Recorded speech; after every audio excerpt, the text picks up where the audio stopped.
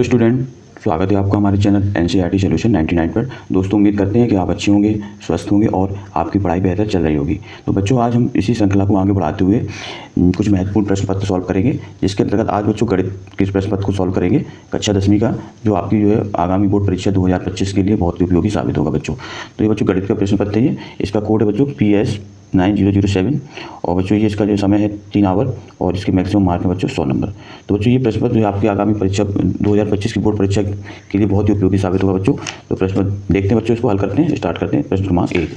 तो बच्चों पहला क्वेश्चन है, सही विकल्प दिया है बच्चों कि 12, 15 और 21 का HCF क्या होगा। बच्चों HCF होता है हाईएस्ट कॉमन फैक्टर। तो बच्चों इसका 12, 15 और 21 का HCF होगा बच्चों 3। क्या होगा बच्चों? 3 हो जाएगा। दूसरा क्वेश्चन दिया बच्चों, द्विघात बहुपद AX² + BX + C के शून्यकों की अधिकतम संख्या कितनी होगी। बच्चों किसी भी द्विघात बहुपद में जो शून्यकों की अधिकतम संख्या 2 ही होती है। कितनी होती है बच्चों? 2। इसका राइट आंसर है बच्चों डी। तीसरा क्वेश्चन दिया बच्चों, A1X + B1Y + C1 = 0 और A2X + B2Y + C2 = 0 से निरूपित रेखाओं के प्रतिच्छेद करने का प्रतिबिंब है। प्रतिच्छेद करने के लिए बच्चों जो शर्त है वो ये है, A1/A2 बराबर नहीं B1/B2। इसके बाद बच्चों अगला नेक्स्ट क्वेश्चन, द्विघात समीकरण AX² + BX + C = 0 के दो भिन्न वास्तविक मूल होंगे। तो बच्चों भिन्न वास्तविक होने के लिए शर्त है B² - 4AC का मान बड़ा होना चाहिए किससे? 0 से। जब बच्चों B² - 4AC का मान 0 से बड़ा होगा तभी क्या होंगे? दो भिन्न वास्तविक होंगे। अगला बच्चों क्वेश्चन है, ये समांतर श्रेणी से संबंधित बच्चों क्वेश्चन है बच्चों, AP 369 का कौन सा पद 27 होगा। तो बच्चों इसका जो 9वां पद जो होगा वो 27वां पद होगा। कौन सा पद? 9वां पद। इसके बाद बच्चों नेक्स्ट क्वेश्चन है, प्रश्न क्रमांक 3 बच्चों, इसमें रिक्त स्थान फिलिंग द ब्लैंक्स दिया है, इसकी पूर्ति करना खाली स्थान की।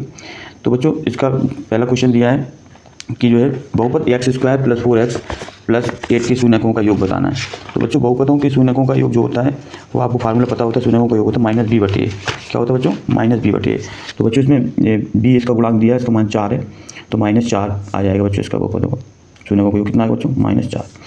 संपाती रेखाओं के समीकरण के खाली जगह हल होते हैं बच्चों। तो संपाती रेखाओं के समीकरण के अनंत हल होते हैं। क्या होते हैं बच्चों? अनंत।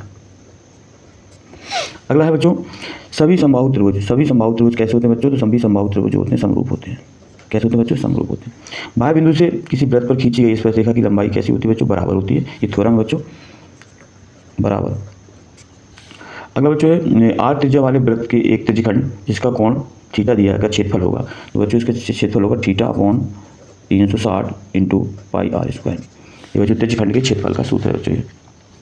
इसके बच्चों प्रश्न क्रमांक हल, नेक्स्ट प्रश्न हल करते हैं बच्चों। प्रश्न क्रमांक 3, इसमें जो है एक वाक्य में उत्तर लिखना बच्चों। पहला क्वेश्चन है, AP 2, 5/2, 3, 7/2 का सर्वांतर होगा। तो सर्वांतर निकालना बच्चों इसमें। तो सर्वांतर पता है बच्चों कैसे निकाला जाता है? A1 है बच्चों, A2 है, तो A2 में से इसको घटाएंगे बच्चों, 5/2 - 2। इसके नीचे एक मान लेंगे बच्चों, एलसीएम कितना आएगा? 2। यहाँ 5 आएगा और यहाँ आएगा बच्चों 4, 2 दूनी 4, तो 5 में 4 बच्चों 1/2। तो इसका सर्वांतर क्या होगा बच्चों? 1/2। किसी खंभे की छाया तो ऊंचाई समान होने पर सूर्य का उन्नयन कोण कितना होगा। तो बच्चों सूर्य का उन्नयन कोण कितना होगा? 45 अंश। कितना होगा बच्चों? 45 अंश। शंकु के छिन्नक के आयतन का सूत्र लिखना होता है। इसका सूत्र लिखिए बच्चों, शंकु के छिन्नक का आयतन 1/3 πh कोष्टक में r1² + r2² + r1 × r2। बच्चों शंकु के छिन्नक के आयतन का सूत्र 1/3 πh ब्रैकेट में r1² + r2² + r1 × r2। इसके बाद अगला क्वेश्चन है बच्चों, आंकड़ों में अधिकतम आवृत्ति वाला प्रेक्षण क्या कहलाता है। तो बच्चों जिसकी अधिकतम आवृत्ति होती है उसको बच्चों बहुलक कहा जाता है। क्या कहा जाता है बच्चों? बहुलक कहा जाता है बच्चों, बहुलक। 3 केंद्रीय वृत्ति के मापांकों में सुसंबंध लिखिए। तो इसका संबंध होता है बच्चों बहुलक, माध्यिका और माध्य में संबंध होता है।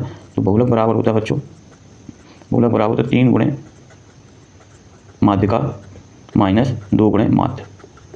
तो बच्चों बहुलक बराबर होता है 3 × माध्यिका - 2 × माध्य। इसके बाद नेक्स्ट क्वेश्चन देखते हैं बच्चों। प्रश्न क्रमांक 4 बच्चों, निम्नलिखित में से सत्य और असत्य बताने हैं आपको। क्या बताना है बच्चों? सत्य और असत्य। पहला क्वेश्चन दिया बच्चों कि द्विघात समीकरण 2x² - 4x + 3 के 0 में मूलों की प्रकृति वास्तविक है। तो बच्चों मूलों की प्रकृति वास्तविक है, ये बच्चों गलत है, ये असत्य है बच्चों, फॉल्स है।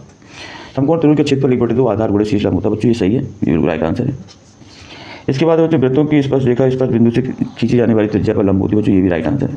तो जो त्रिज्या जो है इस पर लंब रहती है। एक वृत्त का क्षेत्रफल 6 सेंटीमीटर है, तो इसका क्षेत्रफल 36 पाई सेंटीमीटर स्क्वायर होगा बच्चों, सही है। वृत्त का क्षेत्रफल होता है बच्चों पाई r²। तो आर का मान बच्चों दिया है, आर का मान दिया 6 सेंटीमीटर, कितना दिया बच्चों 6, तो आगे देखिए 6 का स्क्वायर हो जाएगा बच्चों, तो 6 का बार कितना होगा 36 पाई हो जाएगा। तो बच्चों ये राइट आंसर है। तो घर की क्षेत्र ये राइट है। अगला बच्चों, ऐसी घटना जिसका घटित होना निश्चित है कि प्रायिकता 0 होती है, तो बच्चों ये 0 होती है बच्चों, गलत, ये असत्य बच्चों, ये क्या है बच्चों, असत्य, तो आंसर। इसके बाद बच्चों सही जोड़ी हैं।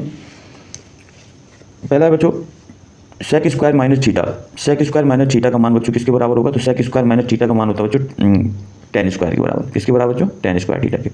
दूसरा क्वेश्चन है बच्चों साइन 90 माइनस थीटा, तो साइन 90 माइनस थीटा बराबर होता है बच्चों कॉस थीटा के, किसके बराबर, कॉस थीटा के।